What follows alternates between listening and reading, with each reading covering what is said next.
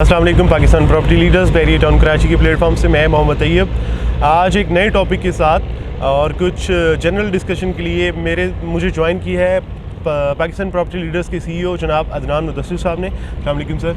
वालेकुम अस्सलाम, कैसे हैं? जी अल्हम्दुलिल्लाह। सर जानना चाहेंगे आपसे कमर्शियल रेवोल्यूशन जैसे कि हम देख रहे हैं, स्काई स्क्रैपर्स बन रहे हैं और 1 मार्च को स्पेशली जो जैसे कि ये अनाउंस किए कैलिफोर्निया बिल्डर्स ने कि वो पोजेसन देने जा रहे हैं एक रेजिडेंशियल प्रोजेक्ट को, तो आपके क्या इसके बारे में व्यूज़ हैं?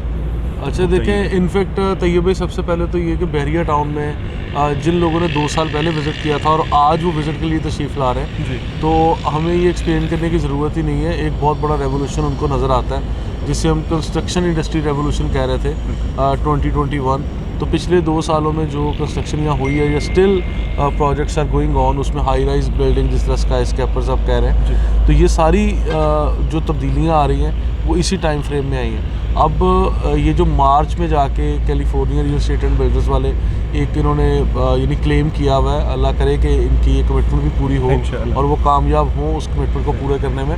हालांकि मुझे ये चैलेंज लगता है, ये बहुत बड़ा चैलेंज है, इतना आसान नहीं है कि एक रेजिडेंशियल प्रोजेक्ट जो ग्राउंड प्लस 8 स्टोरी या 10 स्टोरी बिल्डिंग है उसको इतनी जल्दी उसको कंप्लीट करना और हैंड ओवर करना, जिसका भी काफ़ी सारा काम रहता है। खैर इसके बावजूद हम लोग गुड लक बोलते हैं। और अभी आगे जो चीज़ें हम कह रहे हैं ना कि प्राइवेट प्रोजेक्ट्स क्यों आ रहे हैं, इतने बिल्डिंग्स क्यों बन रही हैं, कंस्ट्रक्शन क्यों इतनी ज़्यादा हो रही है, क्योंकि यहाँ पे प्लॉट्स की कीमतें बहुत ज़्यादा बढ़ चुकी हैं। अब ज़मीनी प्लॉट जो रेजिडेंशियल थे उनकी कीमतें बढ़ गई।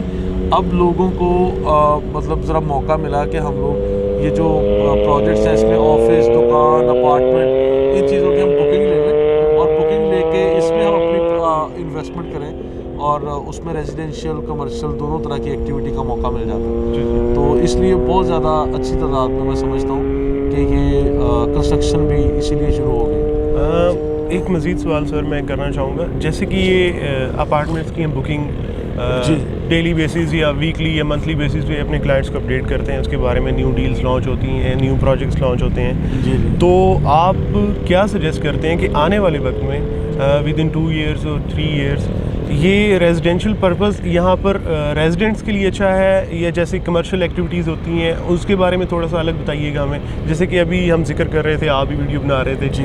तो ग्राउंड फ्लोर का आपने एक जिक्र किया। बिल्कुल। जैसे उसकी रेंटल इनकम है वो लाखों में जाती है, हम देखते हैं मेन जिना से जैसे एंटर होते हैं। अपार्टमेंट्स का और इसका कमर्शियल का मुझे अलग अलग थोड़ा सा इसमें बताइए। अच्छा देखिए, सबसे पहले मैं कमर्शियल से बात शुरू करता हूँ। मेन जिना एवेन्यू के ऊपर जो शोरूम्स हैं वो नॉर्मल साइज़ जो वहाँ बात हो रही है या बने हुए 1100-1200 स्क्वायर फीट के ऑफिसेज हैं जो ग्राउंड फ्लोर पे हैं। इसके अंदर मेज़नाइन और बेसमेंट भी है और बेसमेंट समटाइम एक सिंगल बेसमेंट है और समटाइम अबुल कासिम ने जिस तरह से उस बिल्डर ने डबल बेसमेंट बना दी, वो भी बैरियर के अप्रूवल के बाद है। बड़ी खूबसूरत डिज़ाइन करके ये पूरा ऑफिस बनता है और इसके जो रेंटल है वो तकरीबन 4.5 से 5.5 लाख रुपए तक हो चुके हैं। माहाना रेंट इसकी मैं बात कर रहा हूँ इन बिल्डिंग से।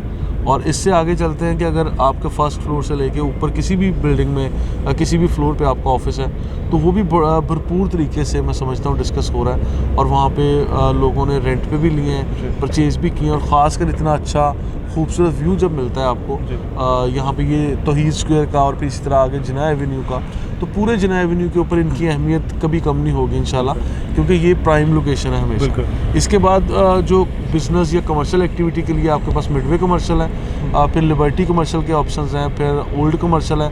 तो ये जितने भी कमर्शियल हब बन रहे हैं ये दिन ब दिन ग्रो होते जा रहे हैं।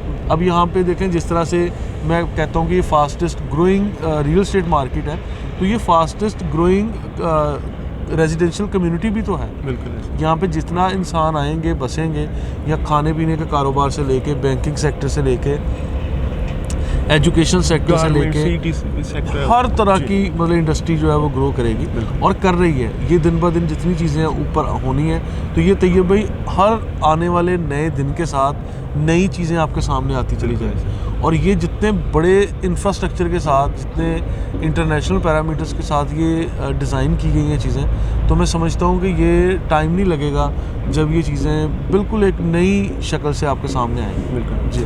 सर कंस्ट्रक्शन के मटेरियल क्वालिटी या उसको हम कैटेगराइज करते हैं कि जैसे बैरियर होम्स दिए गए हैं या बैरियर के अपार्टमेंट्स दिए गए हैं, बहुत सारे लोग हैं वो सेटिस्फाई नहीं है उसकी कंस्ट्रक्शन क्वालिटी से। Okay. तो जैसे ये प्राइवेट प्रोजेक्ट डिलीवर होने जा रहे हैं, जी, जी। तो आप क्या इसमें फ़र्क समझते हैं? अच्छा देखिए, प्राइवेट प्रोजेक्ट्स में बहरिया ने चेक एंड बैलेंस इनका रखा हुआ है। जी। हर स्टेज पे ये चीज़ें क्रॉस चेक होती हैं और सुपरवाइज होती हैं। इनके पूरे डिपार्टमेंट्स बने हुए हैं जो हर स्टेज पे इनको चेक करते हैं। अब जहाँ तक बहरिया ने खुद जो काम किया था, बहरिया के जो शुरू के प्रोजेक्ट्स थे, इसमें बहरिया होम्स का आप नाम ले रहे हैं। बहरिया होम्स हो, स्पोर्ट्स सिटी विलाज हो, या दीगर जितने भी लोग काम कर रहे हैं या लोग रिहाइश ले चुके हैं, देखिए ऐसा नहीं है कि वो बिल्कुल ही गई गुजरी कंस्ट्रक्शन है, ये कहना गलत है। अब जिस प्राइस में वो दिया गया है वो बहुत अच्छी कंस्ट्रक्शन है, लेकिन जो लोग वहाँ रिहाइश के लिए आते हैं और उन लोगों को खुद भी कुछ ना कुछ, फॉर एग्जांपल छत को पक्का करना, हम टाइल, फ्लोरिंग, मार्बल कुछ इस तरह का कर लेते हैं, और सीपेज के लिए कुछ ना कुछ इशू ज़रूर हैं, और उनको कवर अप करने के लिए आपको इनिशियली कुछ चीज़ों को मेरा ख्याल है खुद टैकल करना पड़ता है। जब इंसान किसी भी जगह पर रिहाइश कर रहा है तो मेंटेनेंस की चीज़ें कह लें या कुछ ऐसी चीज़ें हैं जो खुद उनको शिफ्ट होने के टाइम पे करनी पड़ती हैं। लेकिन हमारे यहाँ क्या होता है, हम लोग चाबी पकड़ी, रेंट पे दे दिया, कोई स्नैग लिस्ट नहीं देखी, कोई उसके हमने कोई पॉजिटिव नेगेटिव चीज़ें नहीं देखी, तो वो फटाफट हमने कर दिया। तो जैसे ही वो हो गया, उससे मतलब रेंट पे आने वाले लोग जो हैं वो फिर रफ एंड टफ यूज़ कर रहे होते हैं, सफ़र करते हैं। ठीक है, बैचलर्स रहते हैं, फैमिलीज़ नहीं हैं, तो इस तरह की चीज़ों का बड़ा फ़र्क पड़ता है। जी अदनान भाई, थैंक यू सो मच। जज़ाकल्लाह। वीडियो को थोड़ा शॉर्ट करेंगे, ठीक है, तो नेक्स्ट एपिसोड में हम इंशाल्लाह बात करते रहेंगे। जी। बिल्कुल। तो viewers, thank you so much for watching. मज़ीद किसी भी इंफॉर्मेशन के लिए, कमर्शियल प्रोजेक्ट्स, इन्वेस्टमेंट के पॉइंट ऑफ व्यू से, या रेजिडेंशियल में बाइंग सेलिंग, या किसी भी किस्म की आपकी क्यूरी हो, आप हमसे कांटेक्ट कर सकते हैं। Thank you so much.